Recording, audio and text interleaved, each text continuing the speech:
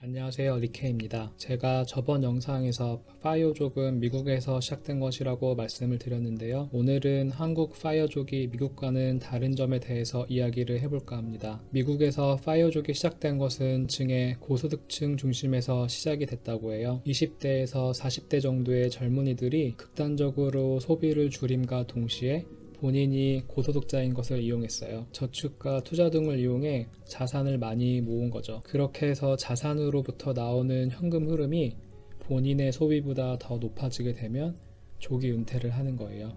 경제적인 이유만으로 유지하던 직업을 더 이상 하지 않아도 되는 자유를 갖게 된 거죠. 사람마다 생각이 다르겠지만 저는 개인적으로 이 파이어족의 마인드가 그렇게 건강하다고 생각하지는 않아요. 왜냐하면 보통 저런 선택을 하게 되는 이유는 자신의 직업에서 만족도와 그리고 사명감이 떨어지기 때문이죠. 이런 미국에서 시작된 파이어족은 한국으로 오면서 변화를 가졌습니다. 미국에서는 보통 40대 정도의 파이어족이 되는 것을 목표로 삼았다. 한국인들은 통계와 조사에 의하면 평균적으로 50대 이후에 파이어족이 되는 것을 목표로 한다고 해요. 이건 한국인들의 취업 연령이 통계적으로 올라가는 것도 한 이유이기도 하겠네요. 그리고 한국에서는 파이어족이 되기 위해서 필요한 자금을 평균적으로 10억에서 한 15억 정도를 예상했다고 합니다. 한국에서는 파이어족이 되고 싶은 강력한 동기 중에 하나가 많은 예비 파이어족들이 아예 직업을 그만두기 위해서라기보다는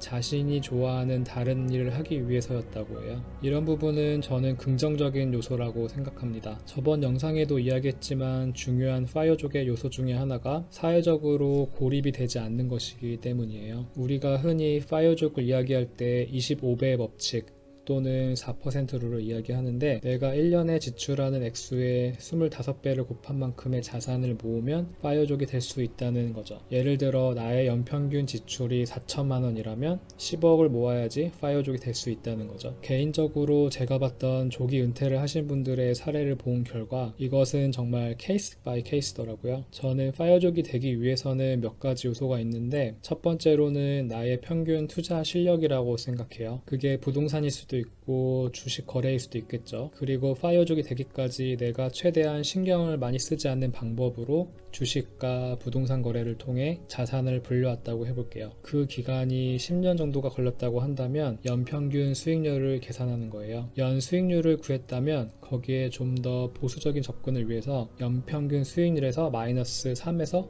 5% 정도를 하는 거예요. 만약 나의 자산이 10억이고 15년 동안 투자를 했고 연평균 수익률이 7% 정도라고 할게요. 그러면 거기에 마이너스 3%를 하면 앞으로 예상 수익률을 4%로 잡고서 미래 수익률을 계산하는 거죠. 그러면 10억의 자산으로 보수적으로 잡아서 연 4천만 원의 수익이 난다고 볼 수 있겠네요. 자신의 연평균 지출이 4천만 원 이하라면 파이어족으로서의 삶이 가능하게 된 겁니다. 축하합니다.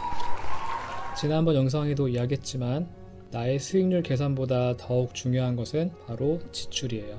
만약 나의 연 지출이 2천만 원 이하라면 같은 조건이라고 하더라도 보수적으로 잡았을 때도 5억만으로도 파이어족이 되는 게 가능하다는 얘기입니다.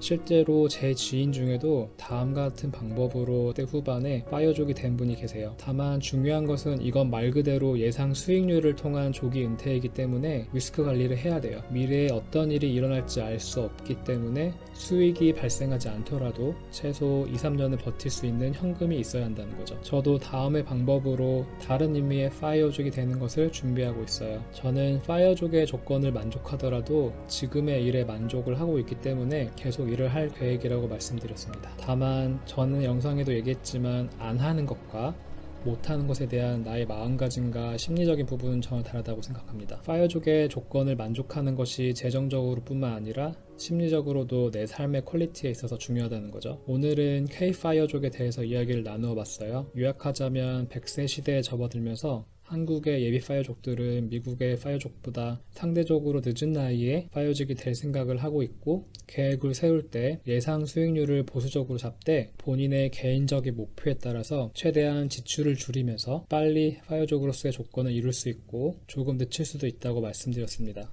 물론 제일 중요한 것은 리스크 관리지만요. 오늘은 여기까지고요. 오늘도 성장하는 하루 되시길 바랍니다. 리키였습니다. 감사합니다.